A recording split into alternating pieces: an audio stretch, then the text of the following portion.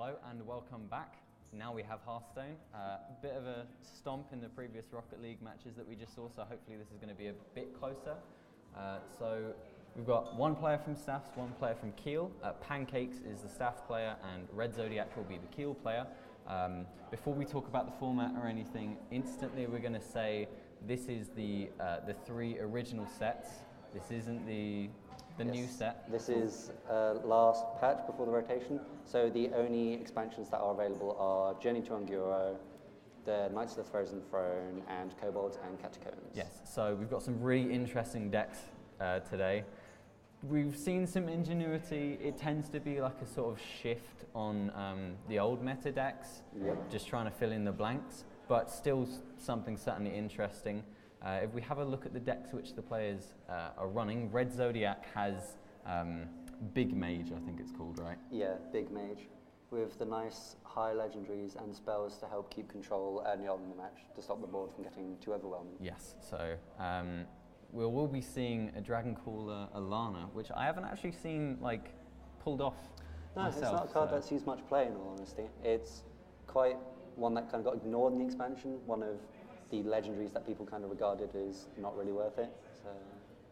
Alright, so we will be getting into game soon, so we'll just quickly run over the rest of the decks. There's then Spiteful Summoner Priest, which is relatively strong still, Q-Block, which is probably the strongest deck here, and both players are running that. Likely to see a ban in that, most likely. And then we also see Murloc Paladin as his last deck. Pancakes running the Q-Block. He's gone with a Tempo Rogue deck. Yes, it's going to be interesting. I would think Kingsbane Rogue could be the more likely rogue to go in this meta. I think this is probably it's nice to see kind of a different rogue out there. For sure. Lastly is, second to last is sort of an iteration on the Secret Mage, sort of more burn cards, and then lastly is Dude Paladin, so just sort of generic aggro instead of with the Murlocs. Yeah. So with that, I think we're ready whenever the players want to start.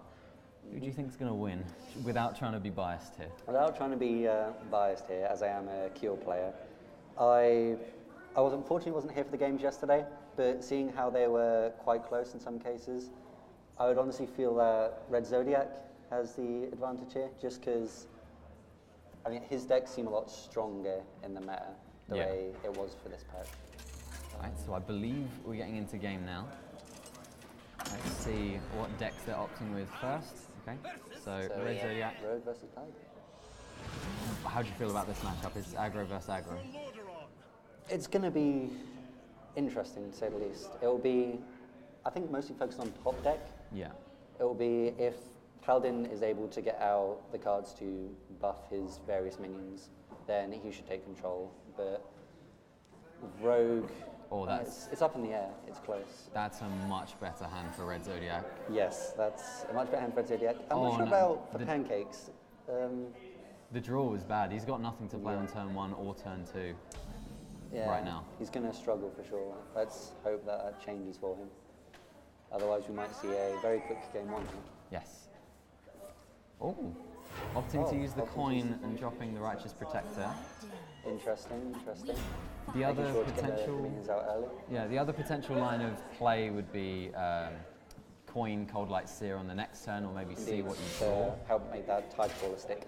Because it is nice to try and keep that alive as long as possible, but we are going to see the backstab coming out onto that, so it's gone. So maybe that would have been one of the main effects that we exactly. Let's you continue that whilst I get the deck lists up for you. Finally, Pancakes is going to be able to get a minion down. Looks like it's going to be a Tar Creeper, I'd imagine. That's really good for trying to stall the aggro, especially when... That will give him probably at least 2 or 3 turns to try and get some more cards that he can actually play. I mean, as he's getting towards the later mana, he's able to play his hand now, which is useful. This turn 3 is very weak, unfortunately. Yes, there's nothing for the Cold Light Seer to actually help out here. Yep. And Divine Fade will be pointless, as Pancakes has less cards currently. So the next 3 turns, however, will be very strong. Yes. God, yes. We should see a lot of setup coming from Red Zodiac over the next few turns. So how do you feel about the Fireplume Phoenixes? I believe this is like a substitution for the cards that are now, rotated out. This is what we were talking about previously with an interesting, selection of sets to go from. Yeah. I don't like it myself. I think it's too high costed for what it does. It's not the worst in the world. We've seen worse cards come out for sure. But the 4/4, the 3/3 body on it, along with the 2 damage battle cry, is quite useful when it comes to clearing those smaller minions, which are often seen in. That was a really big call to arms. Yes. He got the charge. He got the charge and he got the damage buff Murloc. We're going to see a second call to arms, of course. Call to arms here. With, wow. Okay. Unfortunately, all the battle cry Murlocs out there.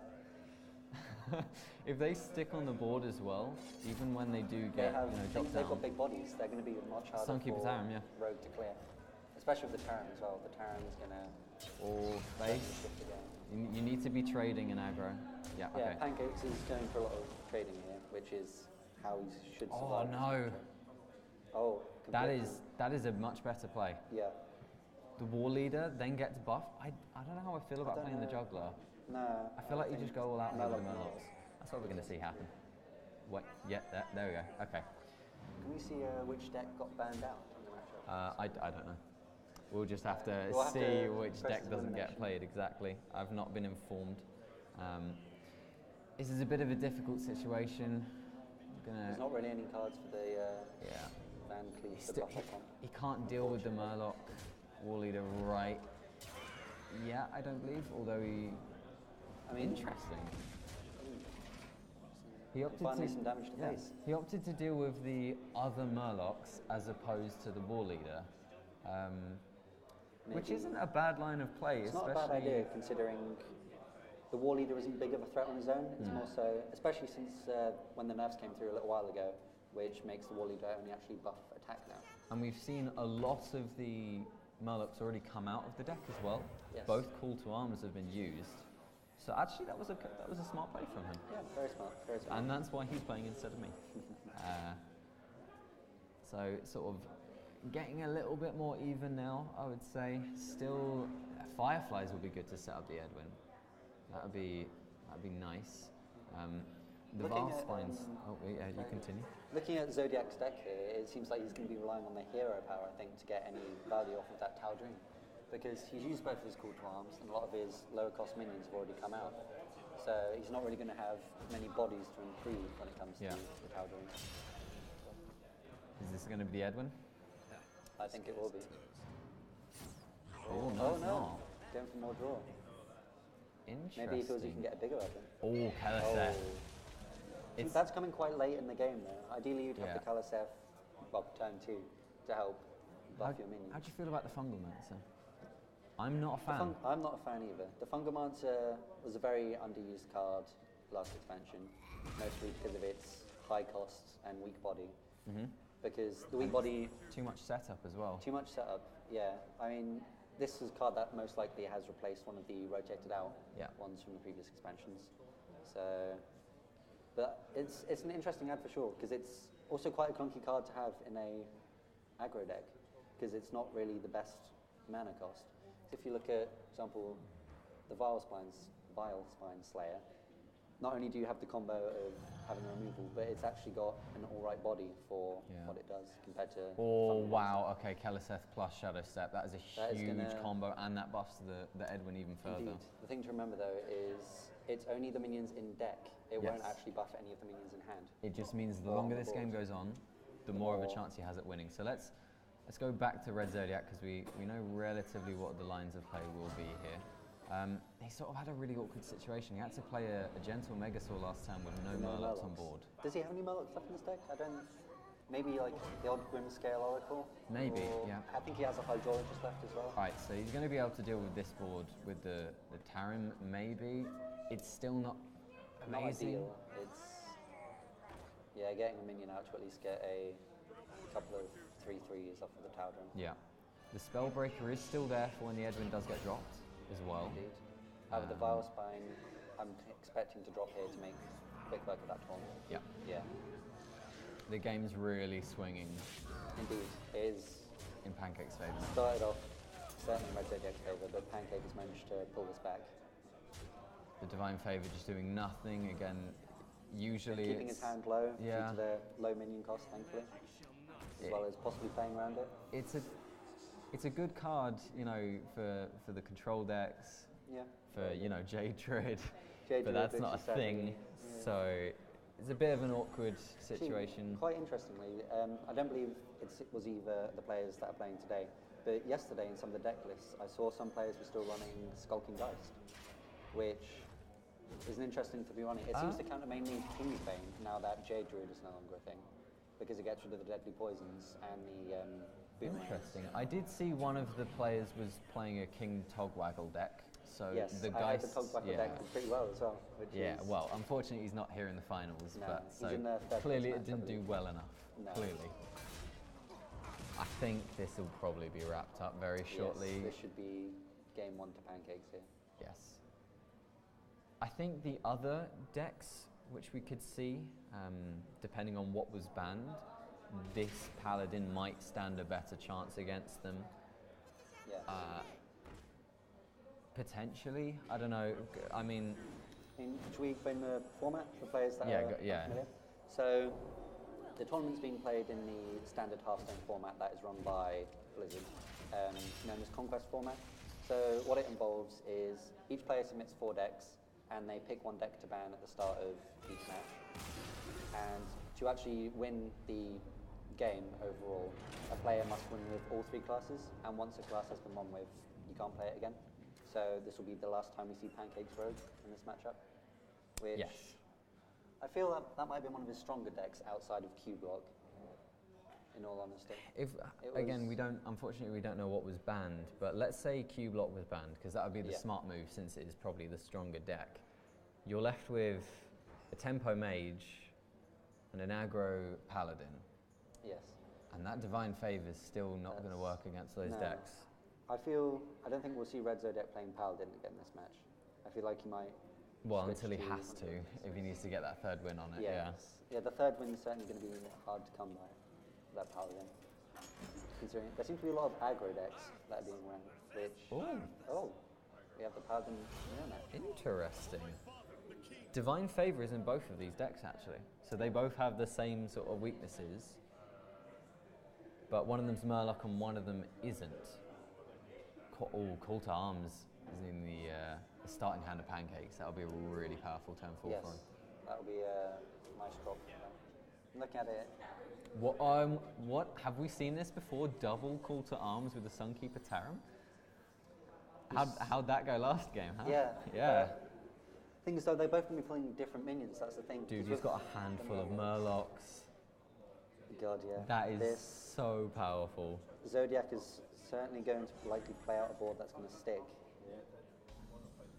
Again, Tarim can sort of handle it, but can he make it that far in this game with the way that Murloc Paladin plays? The way Murloc Paladin goes, he's going to have a lot of early damage here, especially with the Murloc's low cost and that Divine Favour in hand. If Pancakes isn't able to play most of his hand here, he's going to be in trouble.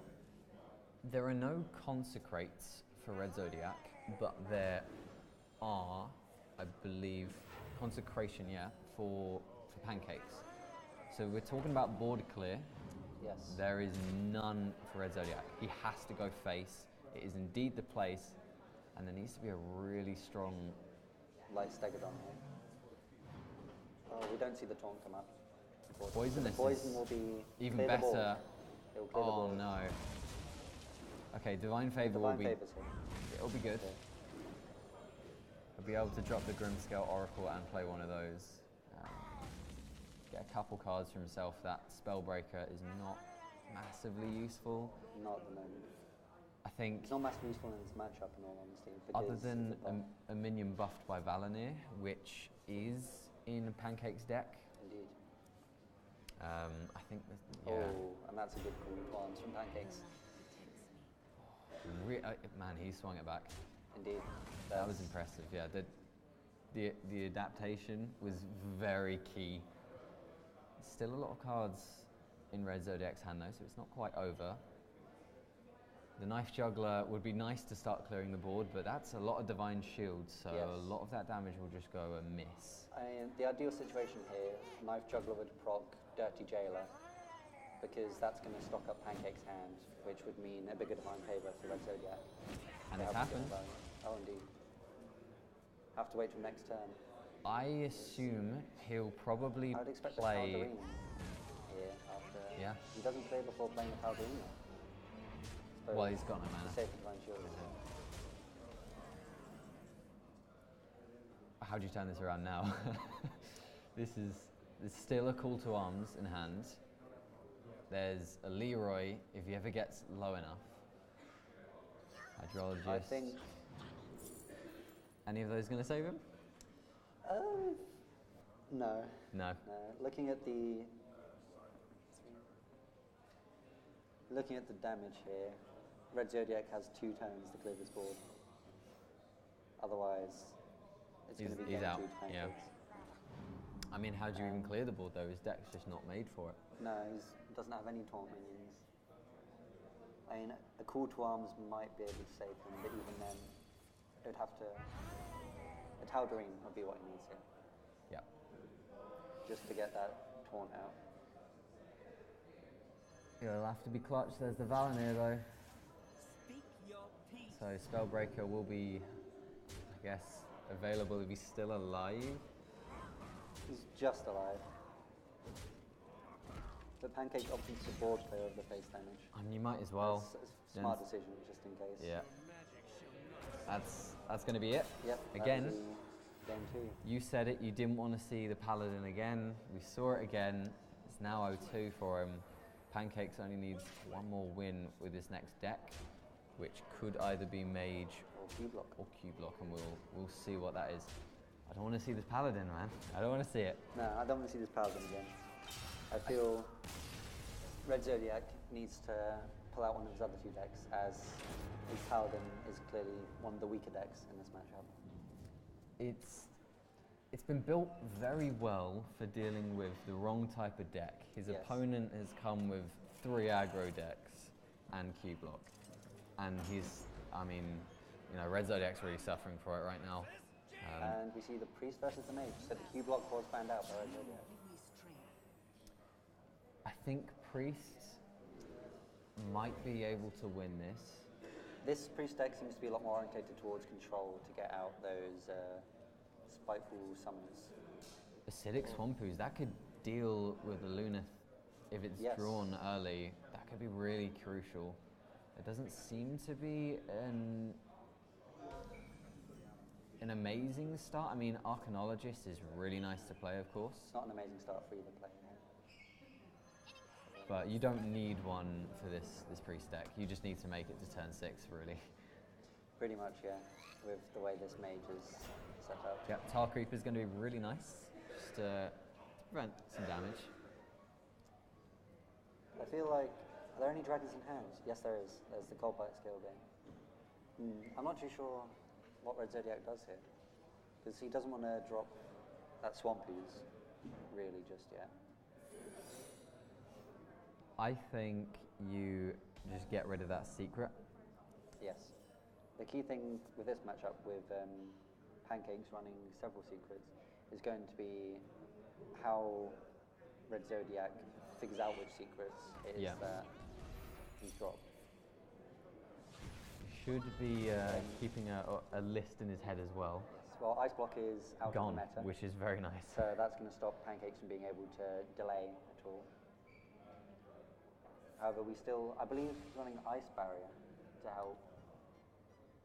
Ice. Or He's running one counter spell, but I don't see anything else. It's just, I believe it's just a 2-1 on the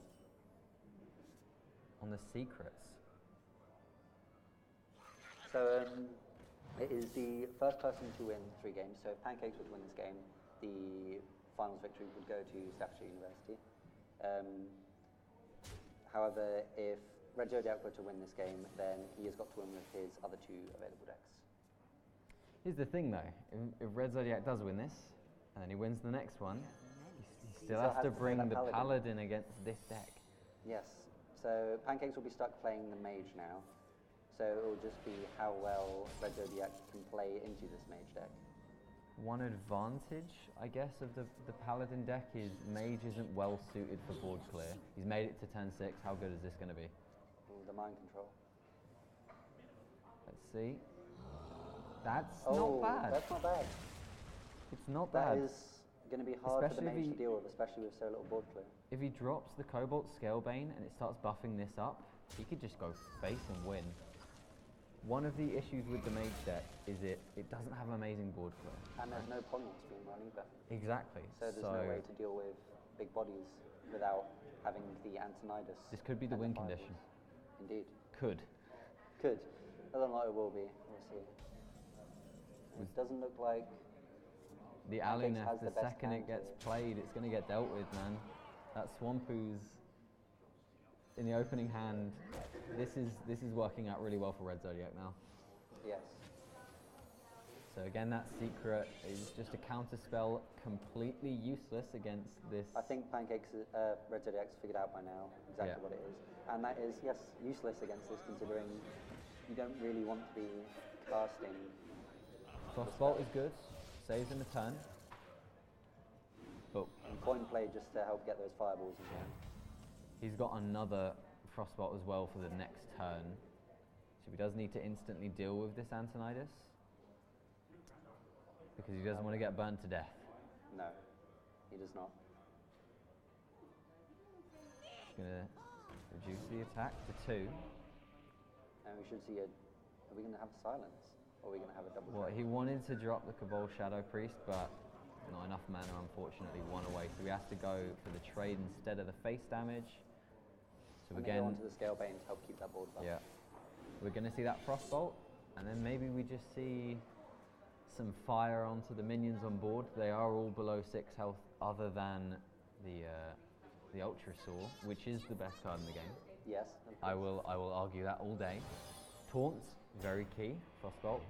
Again, we see that. Pancakes is going to have to play very smartly against this board, because with the loss of the Antonidas, it means he's limited to the fireballs that he generated from him and the 2 fireballs that are in his deck.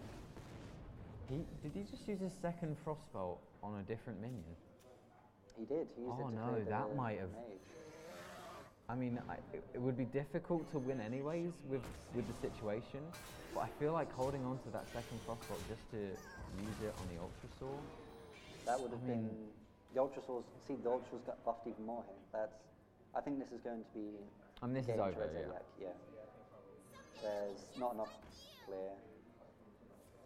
There's not enough damage. That's 2 fireballs to face. There is. So we said it. Make it to turn 6, and then you win. You made it to turn 6, and you won. However, do we see Red Zodiac play the Paladin again now? Or do we see Please no. Please no. Yes, the Paladin I feel should be the last deck to use, because it's by far the weaker. I mean, I think it has a good matchup against this Mage, but you've already lost twice on it. The mentality kicks in. Just play a fresh deck. Hopefully it's Q block, unless it's banned. But if not, it'll be a Mirror Mage. Yes, Q block. Oh my, really? Interesting. Clearly Pancakes fell the Dragon Caller Mage. This is going to be a serious game of health. Yes. The Amethyst Spellstone has to stay in hand. That Plated Beetle has to stay in hand. He's kept the Hellfire as well. How do you feel about that? It's interesting. It's going to clear most of this Mage's minions, because with the few it runs, they tend to not have any more than 3 health. It does set up the Amethyst Spellstone as well. Shame about drawing 2. That Mana Worm needs to get dealt with pretty quick. I mean, Pancakes doesn't seem to have much in wise of being able to get that any bigger. which is lucky. So do you want to explain how this Q block works, as this is going to be a big game of health? So,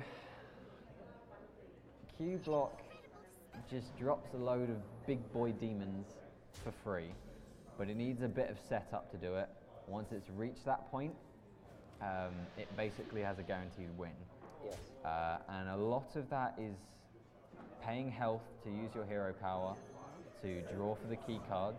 A lot of it is using damage across the board to clear out, but it does still damage your own face. So usually you see Q-Block get really low on health, and then after the setup's complete, it can then use some of the cards like Amethyst Spellstone, which will be ramped up to like a deal 7 damage, heal for 7. He can replace his hero power, so then that starts healing him back up. It's super crucial in this matchup to play around that specifically. We're going to see the Hellfire coming out, so it does deal with, deals with 3 of the minions, but it still takes 3 damage to face. The next Hellfire is going to have to come out as well, I think. You know, does he wait until his mirror image gets played? Pancakes has no reason to play it yet, as there's no real board on my playing fast here. Explosive runes, that's no damage to face, that is huge. And then the Dark Pact as well to get the health back. That was a good play. Excellent play from him. His follow-up will be a Hellfire. Hopefully there's not a massive amount of hurts. Oh, the Sorcerer's Apprentice getting played. Oh. This is entirely going to get cleared by the Hellfire, which is, again, that's really good for Red Zodiac. He's dealt with the initial aggression. Always tap first. But there's no setup. What happens after this?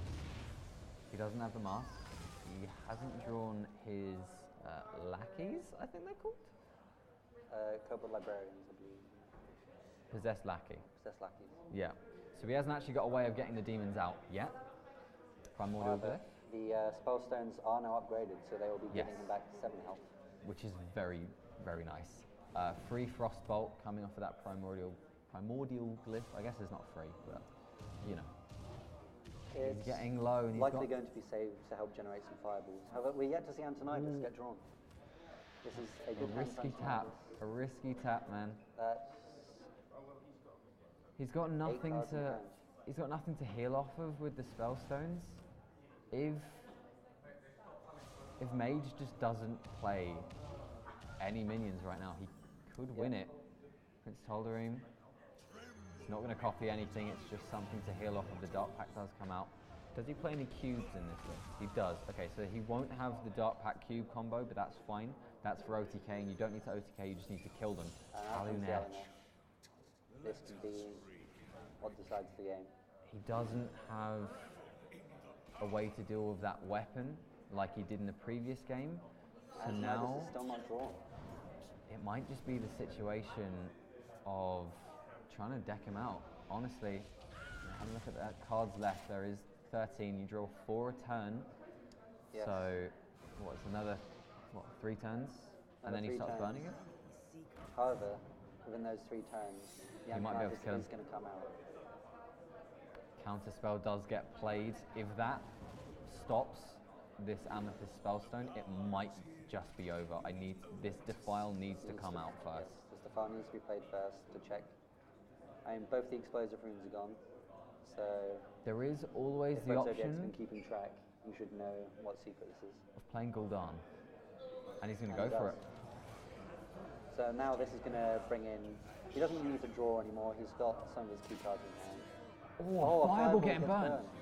Antonidas. He's going to be able to deal with that quickly enough again.